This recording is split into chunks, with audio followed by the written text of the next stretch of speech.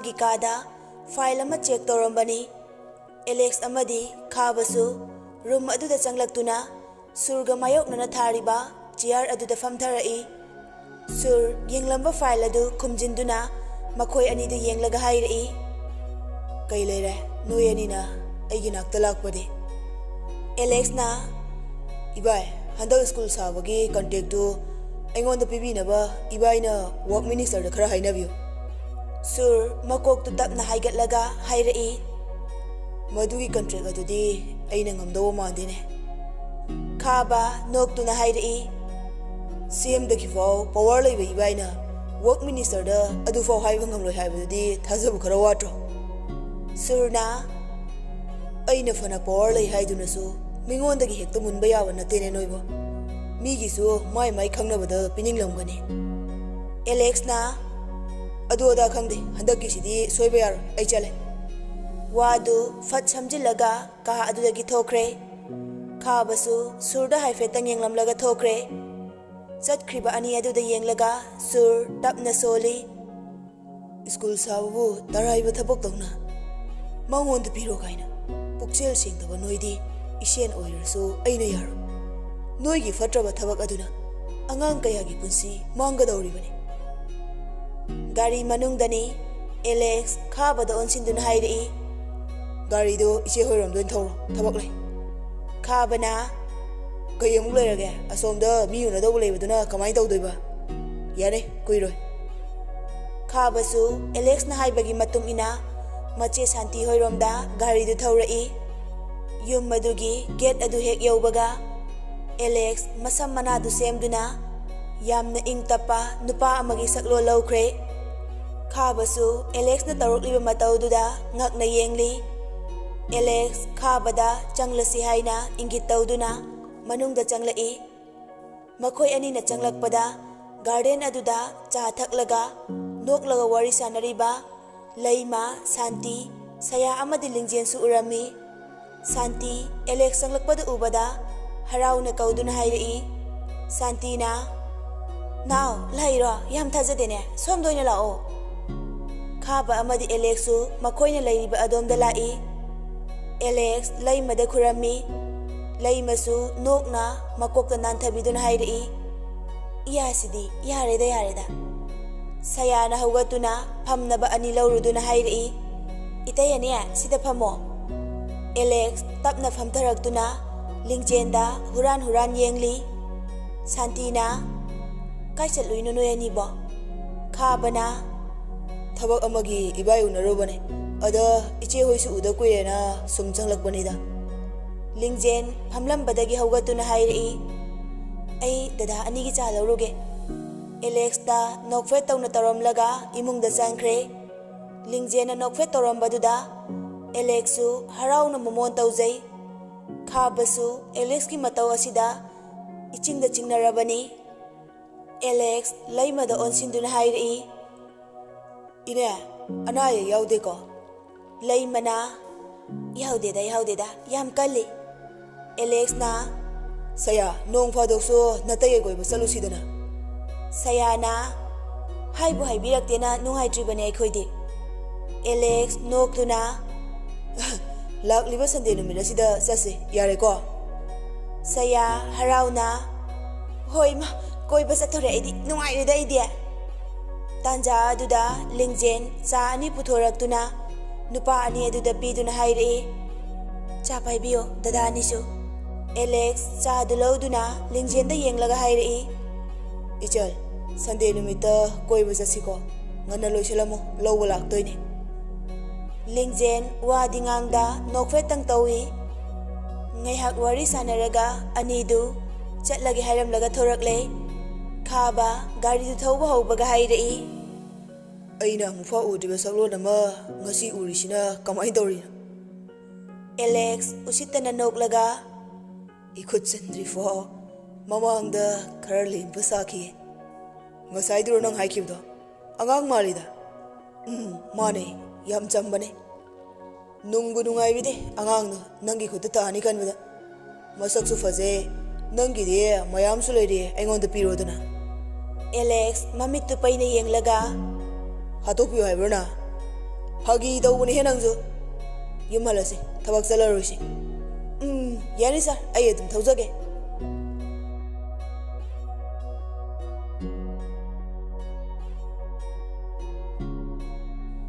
ꯄꯨꯡꯗꯨ ꯐꯅ ꯊꯦꯡꯂꯕꯅꯤ ꯂꯟꯆꯦꯟꯕ ꯄꯣꯏꯔꯩ ꯑꯃꯗꯤ ꯃꯩꯔꯥꯕꯒꯅ ꯕꯥꯔ ꯑꯗꯨꯗ ꯂꯩꯔꯤꯕꯗꯨ ꯃꯩꯔꯥꯕꯒ ꯄꯣꯏꯔꯩꯒꯅꯗꯤ ꯐꯅ ꯀꯟꯅ ꯍꯜꯂꯁꯤ ꯍꯥꯏꯖꯕꯅꯤ ꯂꯟꯆꯦꯟꯕꯅ ꯌꯥꯗꯕꯗꯨꯗ ꯃꯈꯣꯏ ꯑꯅꯤꯁꯨ ꯂꯩꯔꯤꯕꯅꯤ ꯃꯩꯔꯥꯕꯅ ꯑꯥꯔꯀꯦ ꯅꯪꯕꯨ ꯍꯜꯂꯁꯤꯗ ꯄꯨꯡꯁꯤ 12 ꯇꯥꯗꯣꯔꯦ ꯂꯟꯆꯦꯟꯕꯅ ꯅꯣꯏ ꯍꯟꯅꯤꯡꯉꯒ ꯍꯜꯂꯣ ꯑꯩꯗꯤ ꯍꯜꯂꯔꯣꯏ ꯄꯣꯏꯔꯩꯅ ꯍꯩ ꯑꯉꯥꯎꯕ ꯁꯤ ꯅꯣꯏ ꯅꯥꯄꯥꯅ ꯁꯥꯕ ꯃꯐꯝ ꯅꯠꯇꯦꯅꯦ ꯂꯟꯆꯦꯟꯕꯅ ꯏꯄꯥꯅ ꯁꯥꯕ ꯃꯐꯝ ꯅꯠꯇꯕꯩꯅꯦ ꯑꯩꯅ ꯁꯨꯝ ꯂꯩꯗꯣꯏꯁꯦ ꯑꯩꯈꯣꯏ ꯗꯤꯄꯛꯀꯤ ꯃꯔꯜ ꯑꯝꯇꯅꯦ ꯉꯁꯤꯗꯩ ꯁꯣꯔꯣꯏꯗꯕꯅꯤ ꯃꯩꯔꯥꯕꯅ ꯅꯪꯒꯤꯕꯣ ꯐꯨ ꯍꯥꯏꯔꯗꯤ ꯐꯖꯅ ꯐꯨꯅꯤꯍꯦ ꯅꯄꯥꯒꯤ ꯃꯔꯜꯅ ꯊꯛꯂꯤꯕ ꯌꯨꯁꯤꯕꯨ ꯃꯄꯥꯒꯤ ꯃꯔꯜ ꯁꯣꯛꯂꯣꯏ ꯀꯥꯏꯅ ꯂꯟꯆꯦꯟꯕꯅ ꯃꯈꯥ ꯇꯥꯔꯛꯏ ꯑꯄꯣꯛꯄ ꯃꯆꯥ ꯑꯩꯉꯣꯟꯗꯒꯤ ꯃꯤꯟꯅꯥꯏꯗꯨꯅ ꯍꯦꯟꯅ ꯃꯤꯅꯨꯡꯁꯤ ꯄꯣꯛꯈ꯭ꯔꯕꯅꯤ ꯄꯣꯏꯔꯩꯅ ꯃꯔꯝ ꯂꯩꯇꯅ ꯃꯤꯒꯤ ꯌꯨꯝꯗ ꯀꯅꯥꯁꯨ ꯂꯩꯅꯤꯡꯕ ꯍꯧꯅꯗꯦ ꯃꯥꯒꯤ ꯃꯔꯝ ꯑꯃꯗꯤ ꯁꯣꯏꯗꯅ ꯂꯩꯔꯝꯒꯅꯤ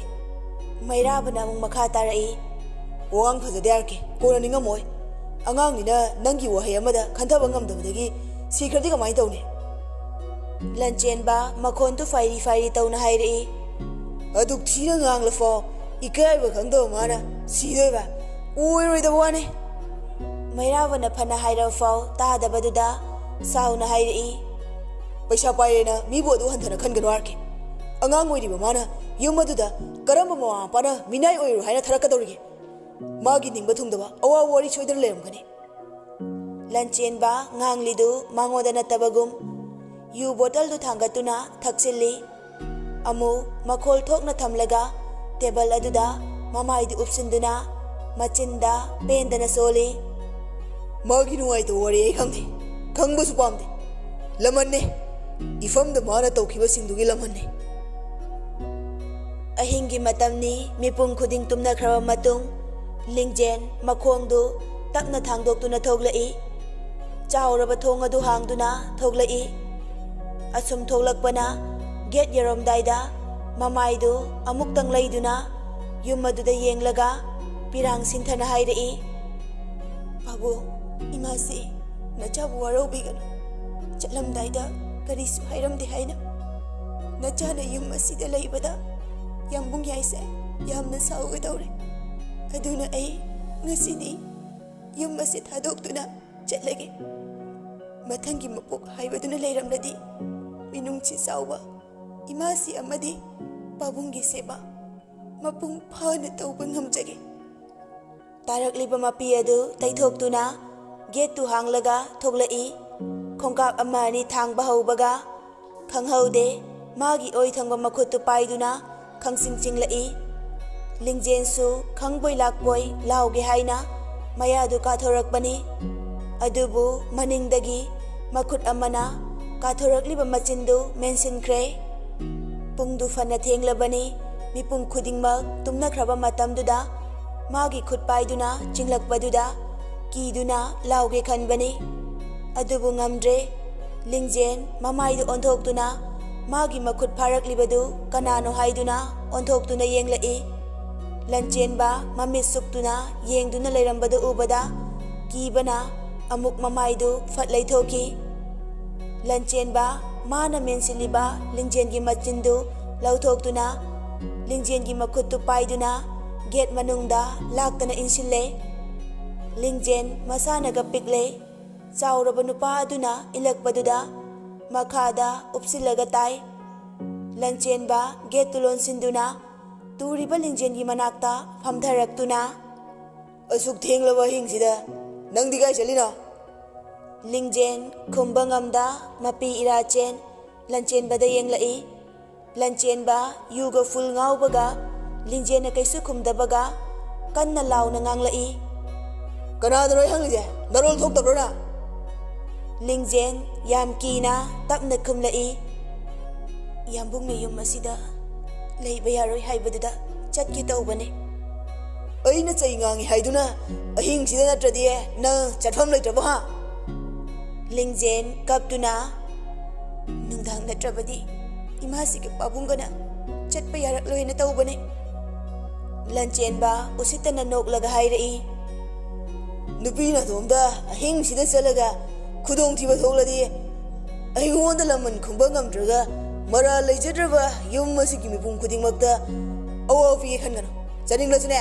ꯍꯌꯦꯡ ꯆꯠꯄ ꯌꯥꯒꯅꯤ ꯀꯔꯤꯒꯨꯝꯕ ꯑꯩꯒꯤ ꯋꯥꯁꯦ ꯂꯧꯗꯨꯅ ꯆꯠꯂꯝꯕ ꯇꯥꯔꯕ ꯊꯦꯡꯅꯕ ꯃꯐꯝꯗ ꯑꯩꯅ ꯀꯩꯗꯧꯔꯛꯀꯅꯤ ꯍꯥꯏꯕꯗꯣ ꯅꯁꯥꯅ ꯈꯜꯂꯣ ꯋꯥꯍꯩ ꯑꯗꯨ ꯍꯥꯏꯔꯒ ꯂꯤꯡꯖꯦꯟꯗ ꯍꯟꯅ ꯌꯦꯡꯂꯝꯗꯕꯤ ꯏꯃꯨꯡꯂꯣꯝꯗ ꯈꯣꯡꯗꯨ ꯊꯥꯡꯕ ꯍꯧꯏ ꯈꯣꯡꯊꯥꯡꯗꯨ 4-5 ꯊꯥꯡꯕ ꯍꯧꯕꯒ ꯃꯃꯥꯏꯗꯤ ꯂꯩꯁꯤꯜꯂꯛꯇꯕꯤ ꯍꯥꯏꯔꯛꯏ ꯌꯨꯝ ꯑꯁꯤꯗ ꯑꯩꯒꯤ ꯈꯣꯟꯊꯤ ꯆꯥꯗꯅ ꯂꯩꯒꯦ ꯍꯥꯏꯔꯗꯤ ꯑꯩꯒꯤ ꯃꯥꯡꯗ ꯅꯪꯒꯤ ꯁꯛꯇꯣ ꯎꯠꯂꯛꯀꯅꯨ ꯂꯤꯡꯖꯦꯟ ꯆꯪꯈꯤꯕ ꯂꯟꯆꯦꯟꯕꯗ ꯌꯦꯡꯂꯒ ꯇꯞꯅ ꯍꯧꯒꯠꯇꯨꯅ ꯀꯞꯂꯝꯕꯗꯨ ꯇꯣꯛꯇꯨꯅ ꯁꯥꯎꯅꯤꯡꯅ ꯁꯣꯜꯂꯤ ꯃꯥꯅ ꯊꯤꯅ ꯉꯥꯡꯂꯒ ꯃꯥꯒꯤ ꯌꯨꯝꯁꯤꯗ ꯀꯅꯥꯅ ꯂꯩꯅꯤꯡꯗꯧꯔꯤꯒꯦꯕ ꯀꯪꯁꯥ ꯍꯥꯏꯁꯤꯅꯦ ꯐꯠꯈꯤꯗ꯭ꯔꯕ ꯊꯣꯛ ꯂꯥꯎꯅ ꯁꯤꯗꯣꯛꯂꯒꯅꯦ ꯕꯨꯠ ꯑꯣꯜꯂꯒ ꯍꯦꯛ ꯇꯝꯅꯔꯒ ꯍꯥꯠꯅꯤꯡꯉꯁꯤ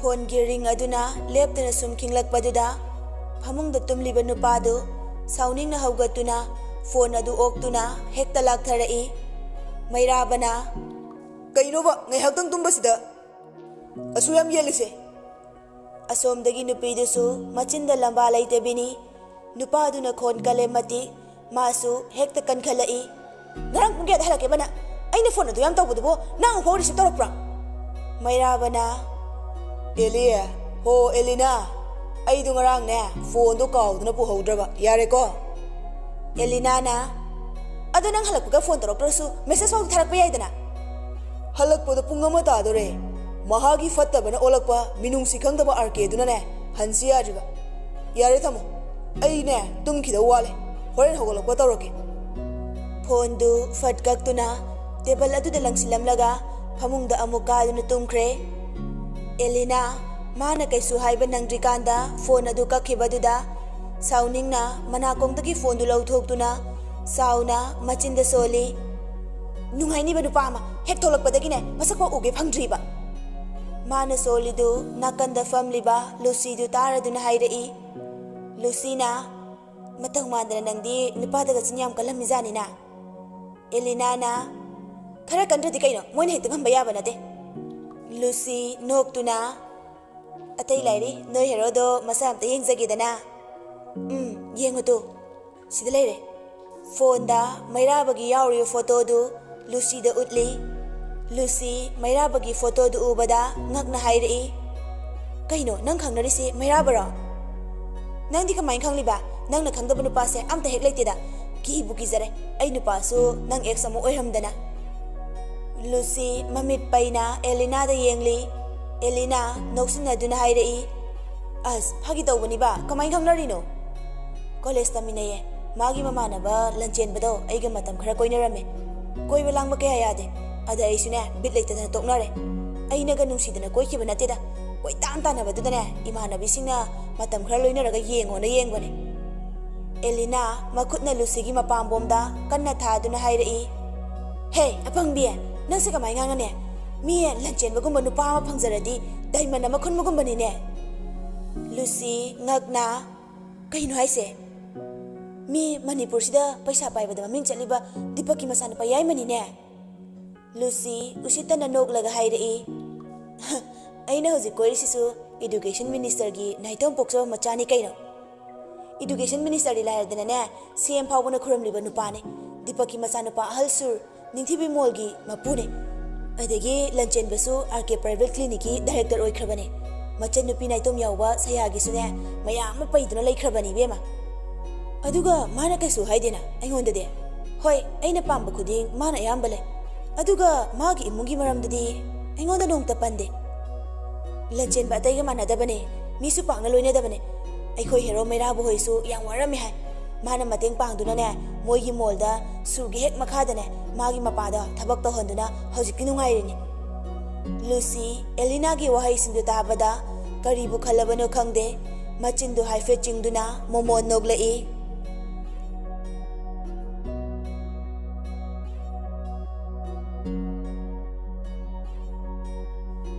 Nungthilgi matamni Lanchenba balcony aduda leblaga makhutna phone tu paiduna Poireida call tawrami Poirei su kuide fat pai khalai Poireina kai lerage ay office ta leiriye Lanchenba makhutna pisu mani duda haifet kho laga hairei aido ngasidi thabam da chatre potharage haidana hore nungdang do chak chase mayabaga haijilo masu nangna khara haikro Poireina hoi lage adu thamage ko asi hairaga Lanchenba phone tu kaklaga imung change khanna mamai du leithorakpani lingjena thawai tana noklaga lei ising chairi badu ngai hakti munna yengduna lei sayasu nakanda famduna nokli Lanchenba kari wakhal dagino khangde machinda fat haidoki masakse yamna nushirine amuk gyan taraktuna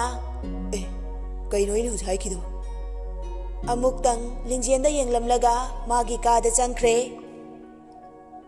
somdasu santisu surdawa kaya hairi santina yambungna phanaba khara sinbiyo kaidorage surna as mataima adu oiba yar school sabagi contract amabu irai laina kamaina piro haidoino adu ada khangde aidi yanaba sinbiyo haisini ko isen oirasu ma ine yadene handak ta thong sabagi mana piyo haidana aisu piridana ma fazana yengsinbro mayamgi kholaw lakpadagi aigi pocketagi paisa na loisin khiba natro hana to khiba singdo pothok tuna sum nei naraga leredi kamain taw dorige handak kisiga amta pikhraseba sur phamlam badagi hogatuna hairi handak kisimadi ayu pai sunglai leroi ko santi chatkriba mapuroi bada yenglaga sauna machinda soli asima khak pikhibada mamonda yam sokna badong ngangeba mi angangduna mabai ama lejabagi kitang nungai jabasida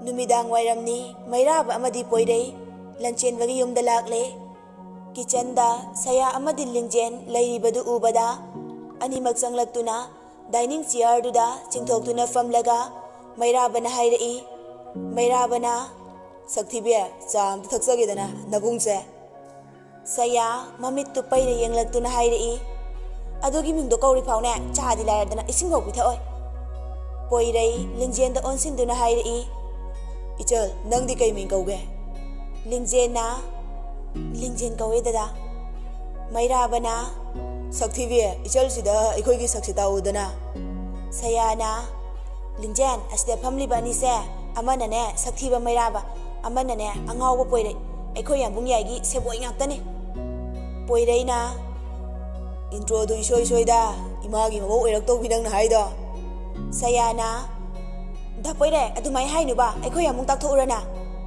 poireina haibu haide na sauri bane adi ibai haina kawuse ngamdreba nang na haidabdagi lingjen sanari bawari duda ngak na hairei kaino haise chesia nanga koinaba nupara dada se mairaba noktuna koinage tawba ada nupa sina noi yambung hingchaba manba ma leise asi kiduna koidribane kana koidre haibano maningdagi Lanchenbana hairakpani lingjen Lanchenba lakpadu ubada latli hairei ai imasina kaubane chatlage kitchen adudagi hathu thokre leiriba ahumdu lingjena chatkhiba aduda ngakna yengli Lanchenba makhutna pairiba pochingdu table aduda thamlaga hairei loina surabani se thongnaba tawrase asumna makhoi mayam punduna chaktu chaminnare lingjendi chaningde haiduna tholaktre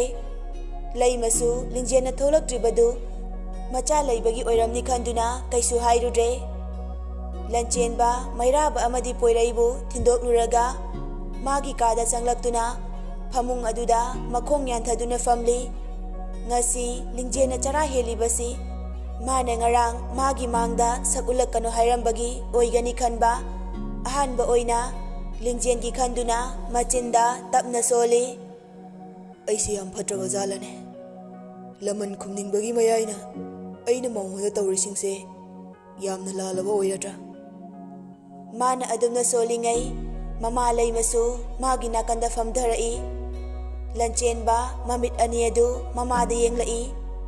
Laima sordu sangno hondoktuna hairei. Aina matam khara nangonda kaudaba wa ngangdabase ichada kari phauge. Lancenba mana khwaidagi nungsibasi mama laimani.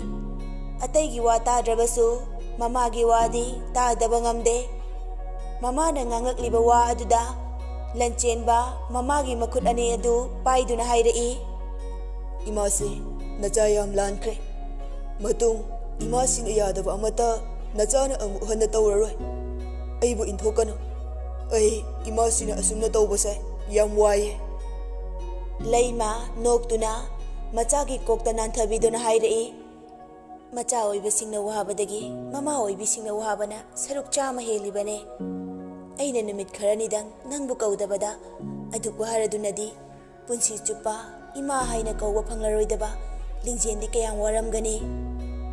Lancenba mamagi waduda ngagna mamada yenglai. Laima miludagi pirang sinthana hairei. Nanga yengnabada lingjendi yamna angangni. Nangna phau nama aigi minungsi machet kitang phangdabada wariba ado punsi chupa mama mapagi minungsi phanglaroi khanbada icha lingjendi kaya da waramgani. Lancenba ngagna kainu haise magi. Laima tarakliba mapidu taithoktuna nangna Delhi chatauba nongma watlingai magi mama mapa anima lambigi khudong thiba amadane punsi loikre. Mama mapa kainabagi maichak phauba koktri. Nangna akanba wa kaya amang hangbada pikliba angangse kayam waramgani ha. Lancenbana lingjengi mama mapa phau panduna chaikibadu ningsinglaktuna masana masabu yamna waraujarai. Poirei amadi mairabana magi wari leramgani haibadu ningsinglaki.